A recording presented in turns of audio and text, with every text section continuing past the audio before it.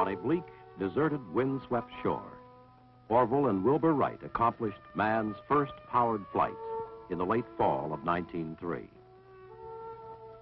This is the place where aviation was born, Kill Devil Hill in North Carolina, near Kitty Hawk.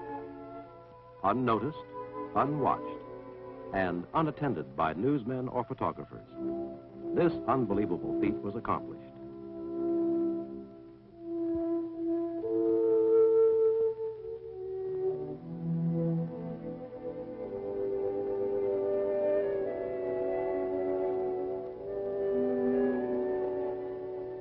Four faltering flights, the longest less than 900 feet.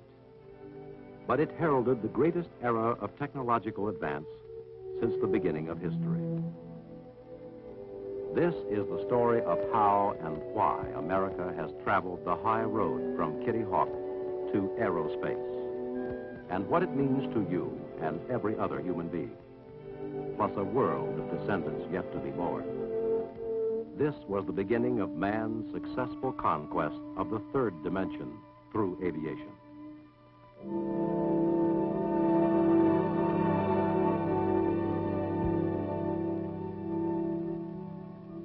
A few years later, at Fort Myer, Virginia, Orville Wright, accompanied by Army Lieutenant Ben FOULOIS, flew a record 10-mile course, averaging 42 miles per hour and reaching 400 feet altitude.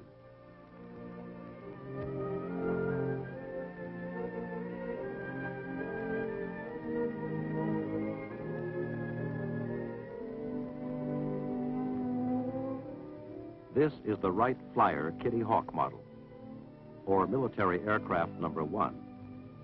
And in the center, Lieutenant FOULOIS, one of the first officers assigned the mission, learn to fly.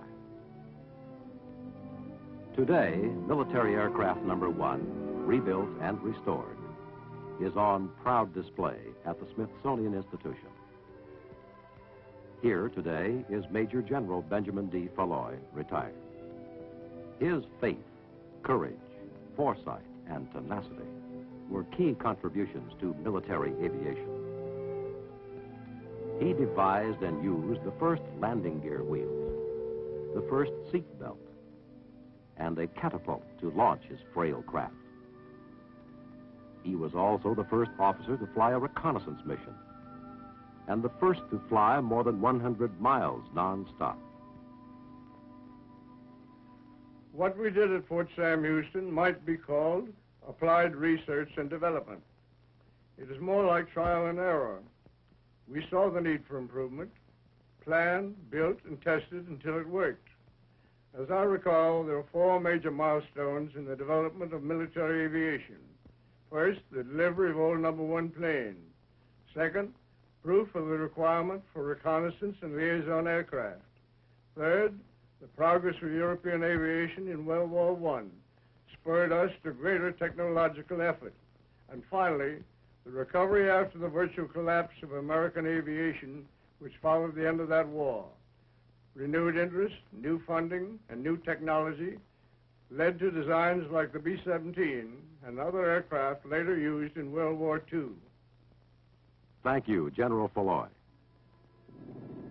In 1914, while development of military aircraft plodded along slowly, World War I engulfed Europe. America had no combat planes ready. Congress quickly appropriated funds, and our only real aircraft factory sprang into action with hand tools and more muscle than machines. Perhaps our greatest aeronautical contribution to World War I was the Liberty engine. This American-made engine powered many Allied aircraft. American pilots served with distinction and honor, fighting first in Allied planes and with foreign air services. In May 1918, amid wild celebrations, the first American-built planes arrived in France. A British DH-4 design with our Liberty engine. That fall, Allied aircraft smashed supplies and communications behind the enemy lines on the Meuse-Argonne front. 5 weeks later, the armistice was signed. Johnny came marching home. And after speeches and grateful greetings, doughboys returned to the farms, the shops, and the offices. But not the pilots who survived the great adventure of the wild blue yonder, with firm faith in the future importance of aviation. Using cast-off crates and obsolete equipment, many demonstrated their skills at state fairs and to any large gathering they could find. In the era that followed, the airplane improved through individual initiative, achieving better design, materials, and construction to meet pioneer sporting needs, as well as practical military requirements. Public interest and support were stimulated by exploits such as this military flight all the way around the world in just 15 days. And Lieutenant McCready and Sergeant Langham flew to a record high altitude flight with a turbo supercharger. They learned that the air temperature at 39,000 feet is 55 degrees below zero. Too cold for man to survive long without special equipment. With the help of air-to-air refueling, Major Spots, Captain Eaker, and Lieutenant Quesada kept their aircraft, the question mark, aloft for more than 150 hours. Another dedicated pioneer, Lieutenant James Doolittle, proved that man could fly day or night, guided only by instruments. He took off, traveled 15 miles, returned to his starting point, and then landed safely without ever seeing the ground.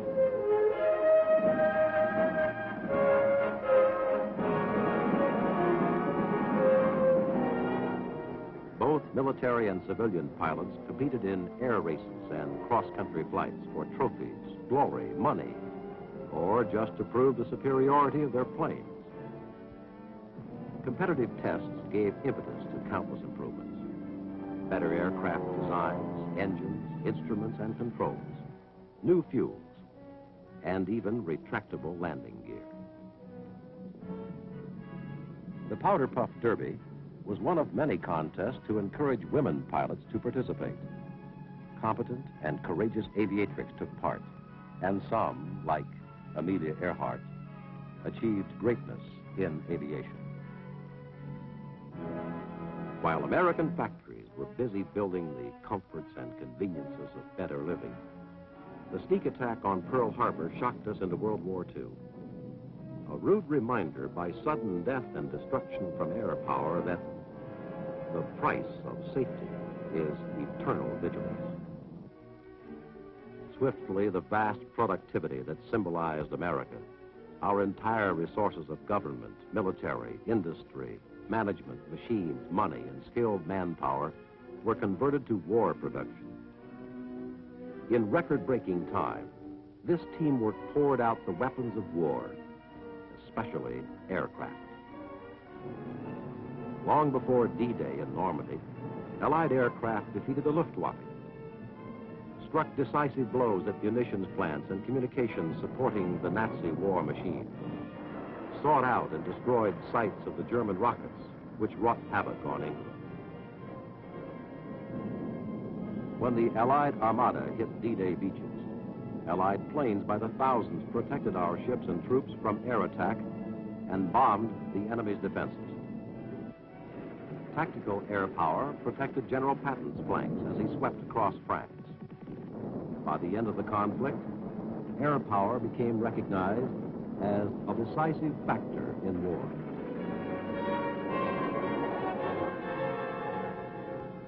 America's outstanding aeronautical contribution culminated in the B-29 Super Fortress, a 4-engine bomber which hastened the end of the war.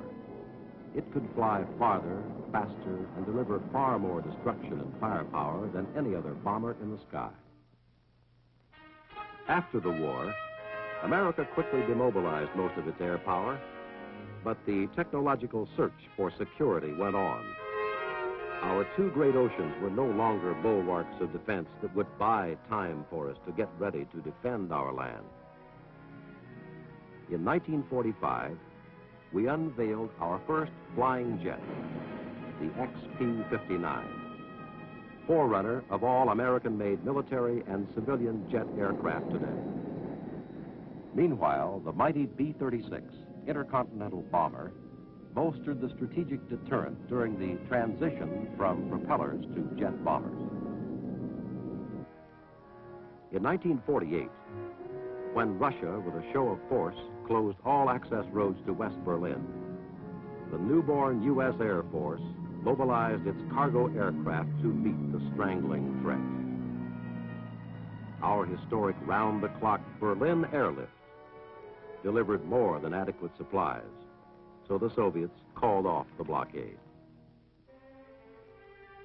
Once again in 1950, America was called upon to resist aggression. Communists tried to overrun South Korea. In concert with United Nations forces, we called a halt. Our skilled pilots and jet fighter bombers proved their combat superiority. As military research and development continued, we produced our Century series of jet fighters. The F-100 was the first jet to break the sound barrier in level flight. Soon there were others even faster, more maneuverable, with greater firepower. In rapid succession, we developed the B-47 and B-52, which gave jet speed to our strategic deterrent forces. Jet-powered naval strike forces, some of them based on nuclear-powered super carriers, were added to our two oceans. With jet strike aircraft firmly established in our inventory, the first jet tanker was developed by the Air Force to give our military planes practically unlimited range through aerial refueling. Today, that same aircraft design, with civil transport modifications, provides commercial jet passenger service. The B-58, our first supersonic bomber, presented an entirely new concept in basic aircraft design. Flying at more than twice the speed of sound, it carried more potential destructive power than was dropped on Europe by all Allied aircraft during World War II. With advanced guidance systems, flight instrumentation and controls, we produced our first pilotless aircraft, complete with appropriate warheads to defend our skies or to reach and destroy strongly defended military targets. America flew the X-15, a rocket-powered manned research aircraft that today has entered the boundary of space, beyond 50 miles high, and traveling at speeds in excess of 4,000 miles per hour. While America observed in 1953 its golden anniversary of aviation, science and technology burst into a new power dimension, the thermonuclear age, which gave still greater meaning to air power and set the stage for rapid aerospace development. In the aerospace world of the 60s is a gentleman we should meet. One of those rugged pioneers of aviation who had a leading role in America's air battles since World War I. Today, he is a corporate executive and technical advisor on aerospace power. Lieutenant General James Doolittle, holder of the Medal of Honor. It has been my good fortune to be closely associated with aviation since World War I. In the past 5 decades, the airplane has become an important means of commercial transportation and a decisive weapon of war. The stick-and-wire airplanes of yesteryear were simple contraptions. For control, there was a stick, a rudder, a throttle, and a few simple instruments. Then came the retractable landing gear, controllable pitch propellers, flaps, slots, and sophisticated instruments for the engines, for flight control, and for navigation. The old piston engine was replaced by the modern gas turbine. The increase in the number and complexity of aircraft, together with greater safety and reliability requirements, brought more rules and regulations and the necessity for widespread aids to navigation and instrument landing equipment. The airplane became faster, safer and more reliable. Air transportation helped our economy, and air power assured our national security. Thank you, General Doolittle. In addition to continuing aircraft developments, an all-out program was started in 1954 to build an intercontinental ballistic missile. The birthplace, a former schoolhouse in Inglewood, California. In 1957, without advance notice, Russia launched the first Sputnik into space and won worldwide acclaim. This served to spur all America to even greater space effort. A few months later, the United States placed an Earth satellite in orbit. By 1959, the Air Force had produced and successfully launched 3 different types of long-range ballistic missiles, and the first Atlas squadrons were added to our arsenal of defense. At strategic locations throughout America, and in submarines under the seas, a deterrent force of more than 1,000 nuclear-armed ballistic missiles now stands ready for instant retaliation if required. This is in addition to the peacekeeping team of more than 1,000 SAC bombers with their own nuclear weapons in a constant state of readiness to defend America. The Air Force C-141 jet carrier was developed with the cooperation of the Federal Aviation Agency. It can also be licensed and produced for commercial use. It carries 154 fully equipped troops or 70,000 pounds of cargo for more than 6,000 miles at 500 miles per hour. The newest development in tactical aircraft is the flexible F-111. With its wings fully extended, it will be able to fly at slow speed and land on a short runway. But with its wings folded back, it will fly high and faster than twice the speed of sound. Cooperating research teams of government, industry, and science carried out our explorations of outer space and launched manned flights around the Earth. While NASA's Ranger 7 takes close-up television pictures of the lunar surface to detect appropriate landing sites for America's astronauts. Plans are underway to place a manned Earth-orbiting laboratory in space. 2 astronauts are scheduled to be on board. In the near future, astronauts will rendezvous NASA's Gemini capsule with an Air Force Agena spacecraft for close-up tests of manned operations and new equipment in space. Forging military space power is a prime job of the Air Force Systems Command at Andrews Air Force Base near Washington, D.C. Its mission, to plan, evaluate, and implement technological programs designed to keep America secure from aerospace aggression for the foreseeable future. Let's meet the first commander of the Air Force Systems Command who led our pioneering development toward aerospace, General Bernard A. Schriever. Today and in the future, it is a proper management of technology and its critical resources that poses the pacing problem which we face. Recent Air Force studies of future scientific and technological developments in aerospace hold more challenge and greater opportunity than earlier generations dreamed of.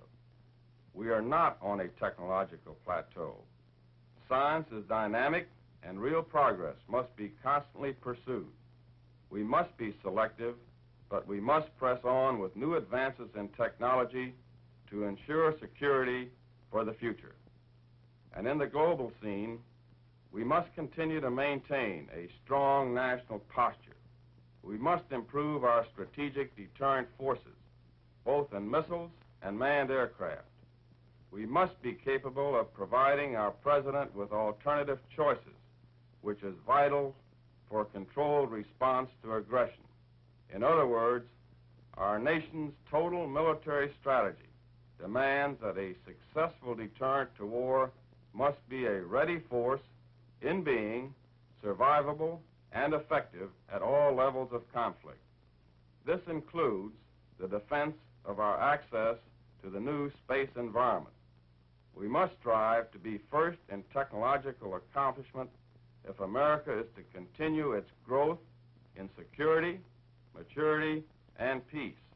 That is why and how we have come from Kitty Hawk to aerospace.